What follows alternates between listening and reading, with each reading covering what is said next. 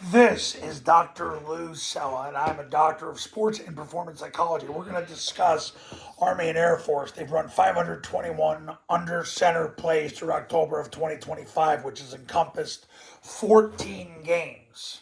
So basically, here's what we've learned since there are the two FBS programs that run under center flexible, and at least they do enough of a percentage of the time where we can take their data and compile it to give you, the head high school football coach, a holistic way to run the offense.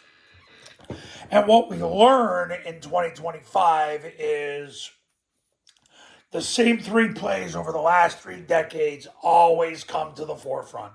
It doesn't matter if this was 2006, 2016, 2026, although we're still in 25. They come to the forefront. It's the same three plays. There's a zone dive, a triple option, and a rocket. Those three plays have lasted the test of time. If you asked me 20 years ago what the top three plays were, it was the zone dive, triple option, and rocket. The difference now is this is a triple team and this moved in one hole, so you can cancel the D tackle and the D end. Mid triple was installed back then, but now instead of inside veer, mid triple's the play. Army Air Force don't even run inside veer anymore. What's interesting about this year as compared to last year is there's definitely been, I would say, more of an emphasis on, I guess you would say, getting back to basics when they get under center. That's for sure. But listen, Jeff Bezos said this. He said, if things worked 50 years ago and those same principles hold true today and go all in on it, you got to go all in on the zone dive, the mid triple, and the rocket. Follow is a great way to handle the C gap player coming up the field. And you don't get 4 yards on zone dive because then you add the extra blocker and you have 10 people blocking with a runner. Really, we make this so gosh darn complicated, it doesn't need to be. Zone dive's been run 118 times in 14 games, which, overall is still what you use to set up mid triple. Now, mid triple is when the C gap player comes down and takes the dive, you come back and you get the ball in the perimeter. I had a client the other night, he's undefeated right now. People do what they usually do in high school. They put A and B gap defenders.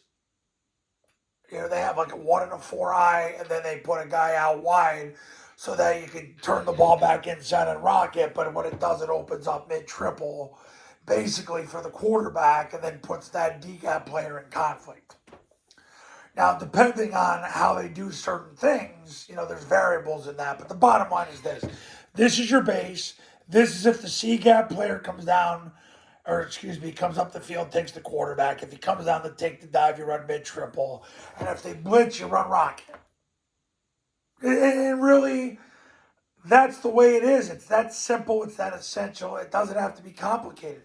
The number 5 play in the offense right now is quarterback sneak. Trap, it's a cute play, but they run it twice a game combined. Kick, way down in usage. Down, once a game. It's a gadget. Counter keep, probably right around once a game. I didn't even chart it because it was less than down. So understand, you got your base, C-gap player takes a dive, C-gap player takes the quarterback, beat the blitz.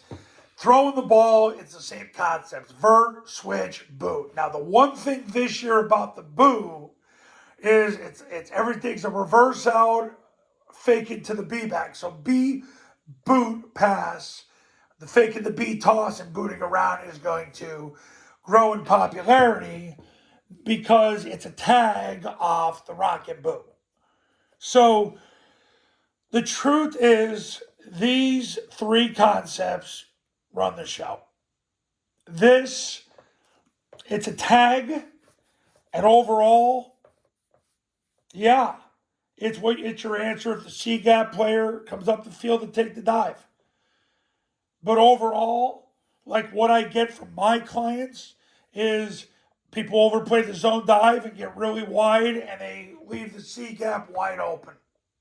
That's what they do. and it opens up mid-triple. There's got to be a renaissance in 2026 on running mid-triple.